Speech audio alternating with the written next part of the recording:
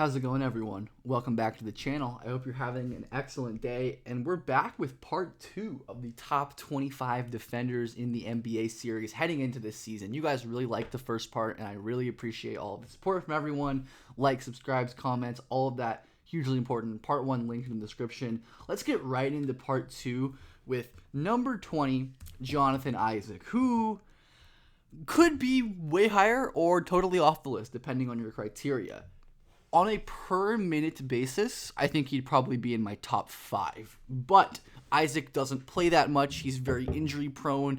And I didn't want to include as many of these like low minute defensive specialists on the list because this didn't seem fair. But Isaac is such an outlier that I couldn't exclude him. And if you want to yell at me in the comments that Isaac should be top 5 or whatever, I'm not going to argue with that. That's totally fair. Because Isaac is truly a one-of-one defensive weapon.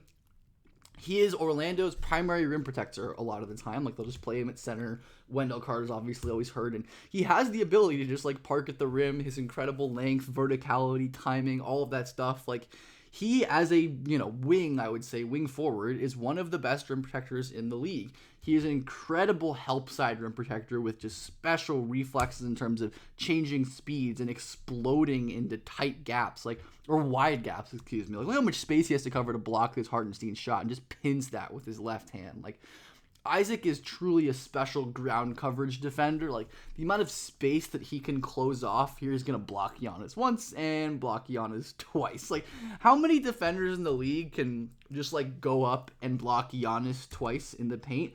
Isaac has this rare combination of verticality, vertical explosion, length, timing, feel for rim protection that really makes him one of the all-time special rim pro guys. And here he is against Towns. Like, he's a pretty good post defender despite not being the strongest guy in the world, just because his timing and his leverage and his positioning are so goddamn stellar. Like, Isaac's not going to let Towns bump him. He's going to stay to the side of him, rely on his impressive length and second jump and quick jump and all that stuff to time up blocks rather than letting bigs dictate with their strength and with their aggression and all that stuff. Isaac really is this type of defender who dictates the action and who is the one deciding what's happening rather than the offense deciding what's going on. Like, how many players can sit in... The Hawks are running Spain here, and Isaac is sitting in the paint, right? He has 1 foot deep in the paint to contest this kind of role here for Onyeka, but when he sees that this pass is going to the weak side, right? Against 99% of NBA defenders, this is an easy skip pass to the corner, but not against Isaac, who has the cat-like reflexes and the stretchiness to get out there and steal the ball and create turnovers. Isaac is one of the best turnover creators in the league. And if there's one thing, you could say he's a little aggressive at times, like chasing blocks and turnovers, but to me this is more of a feature than a bug for his defensive value, where yes, sure, you can dock Isaac for being over aggressive, but Donovan Mitchell beat Paolo clean and probably would have had a layup here if it wasn't for Isaac coming over. And on a play like this, to me, it's just hat tip to an elite creator, right? There's something about offense that good offense will beat bad defense. But Isaac is truly a special on-ball defender when he's locked in as well for that size. Like, his ability to recover and block shots with his length, even if he's not sitting down and sliding and mirroring quick guards necessarily, but he is the type of player who I think I'm actually going to include this clip twice. Yeah, I meant to have a clip of him locking up Donovan Mitchell, but just pretend that this is a clip of him guarding Donovan Mitchell really well, which he can do. And I think Isaac's versatility, his high-end rim protection, his ground coverage, some of the most valuable traits in all of defense in the NBA that I talked about a little bit in my last video, Isaac possesses. And the only reason he's this low on the channel is because of health and consistency and availability. But Isaac, I have him at 20 on this list.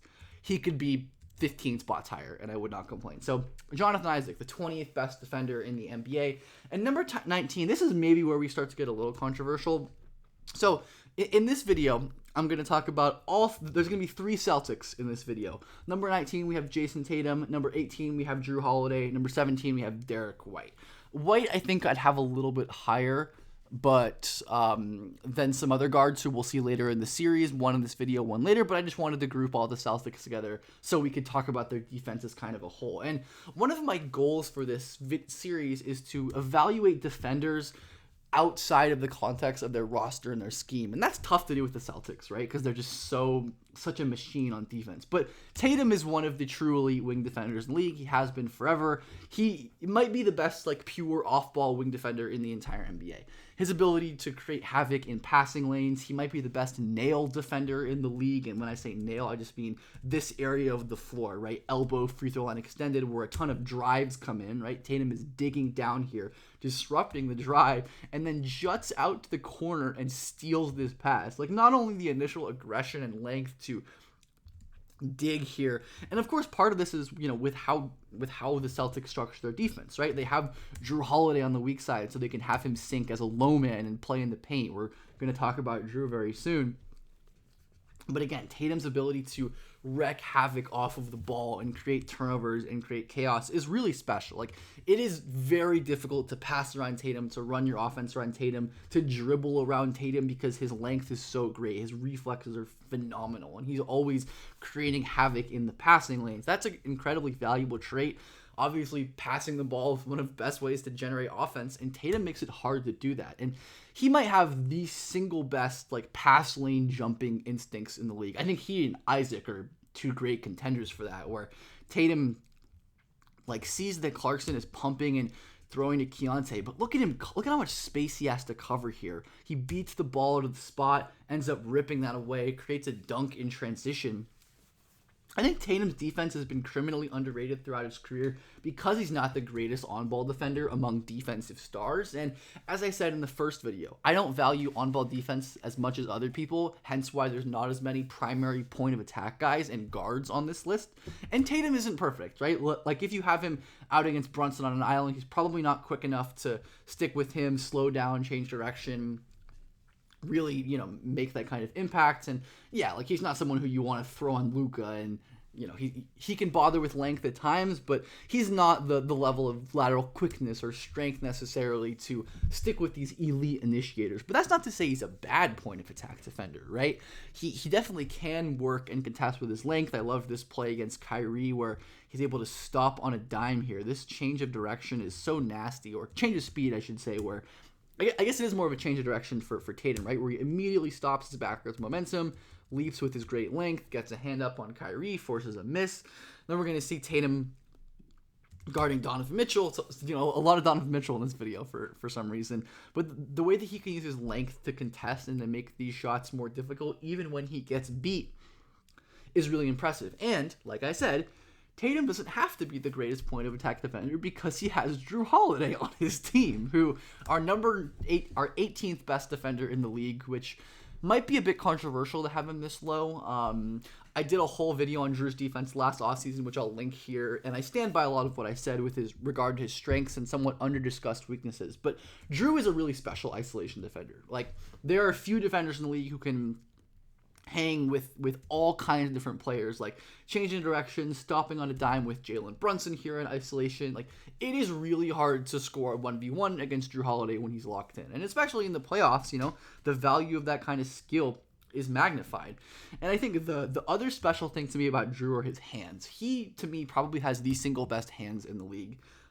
It is impossible to dribble around him. If you have any looseness with your handle, Jrue is going to rip you. He's going to find space, and he's going to take that. Obviously, as a Pacers fan, I remember this play where Nembhard initially gets Jrue with a really nice move, gets him on the floor, but his first step laterally is so incredible. It's like cut these drives off and then uses his length to poke the ball away, turns it over, ends up winning the Celtics the game here, right? Like, that's the special on-ball isolation stuff that Jrue does. But I don't value that as much as some other people. One, because of how much of a team game defense is, especially for the Celtics. And again, we see another great, when Jrue is locked in, his closeouts are crazy, lateral quickness, strength to cut off Jrue's hands to dig in and steal. There's not really a ton you can do when Jrue is hounding you.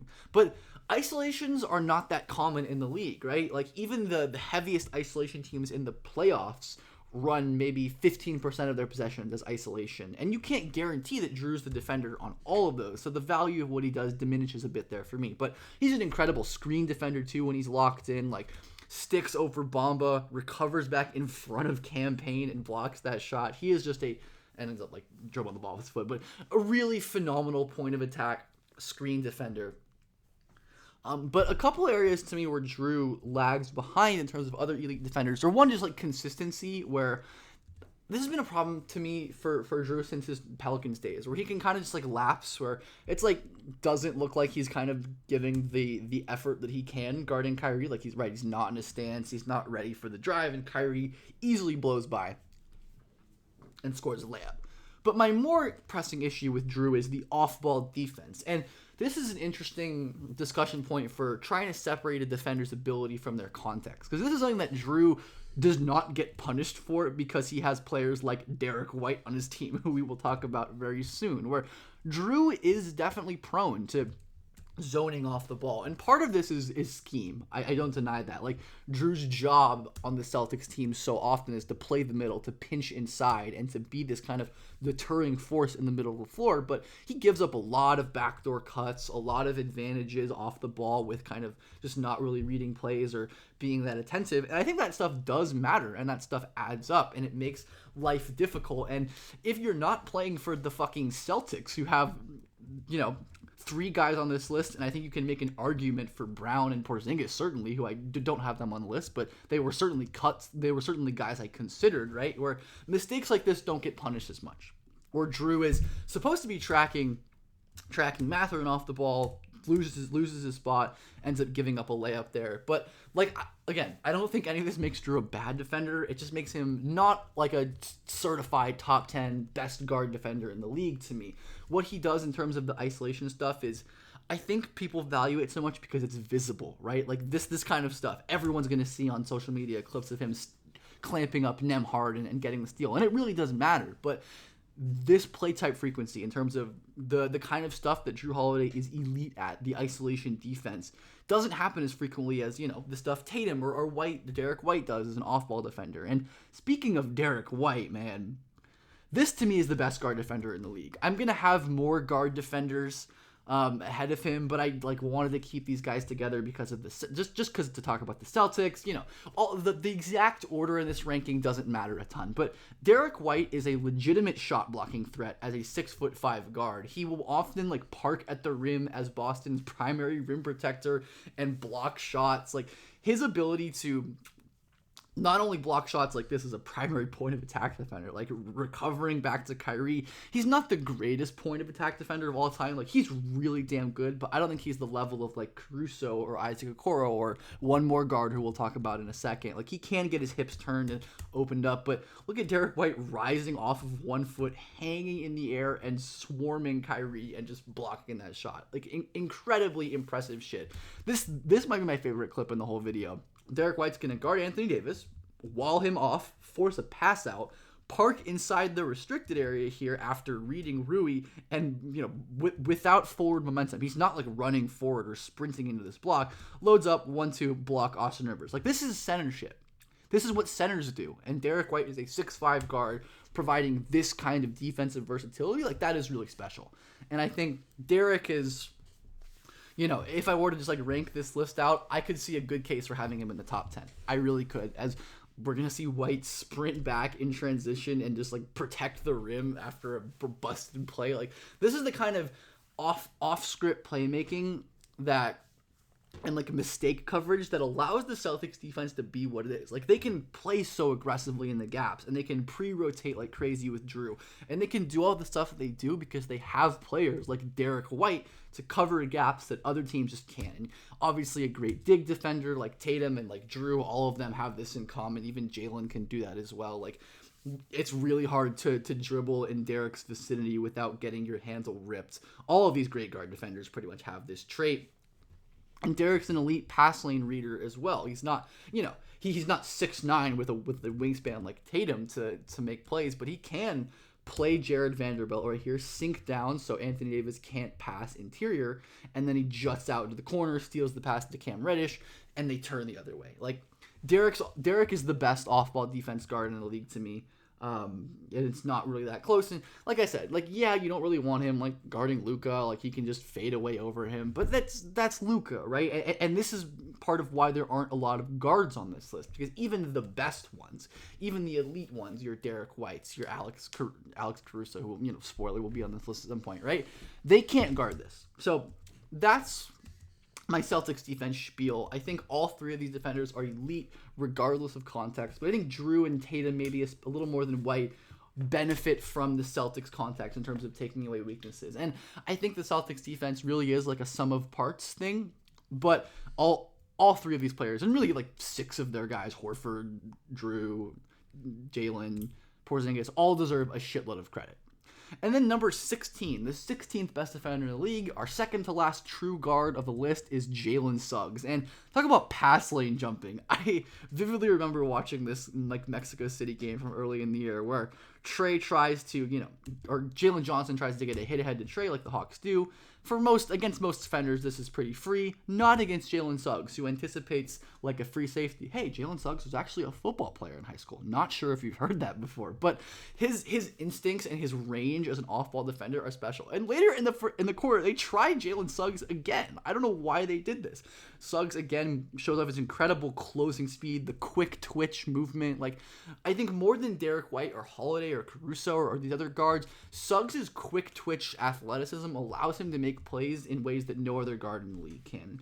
He is a hounding, monstrous defender, like truly cruel and mean-spirited on the ball. Like, easily rips through the screen. He's one of the best screen defenders in the league. Cuts off Brandon Miller, rips this dribble handoff. Like, it is really, really difficult to operate your offense around Jaylen Suggs because put a pass by Paolo, because he's just going to make your life a living, breathing hell.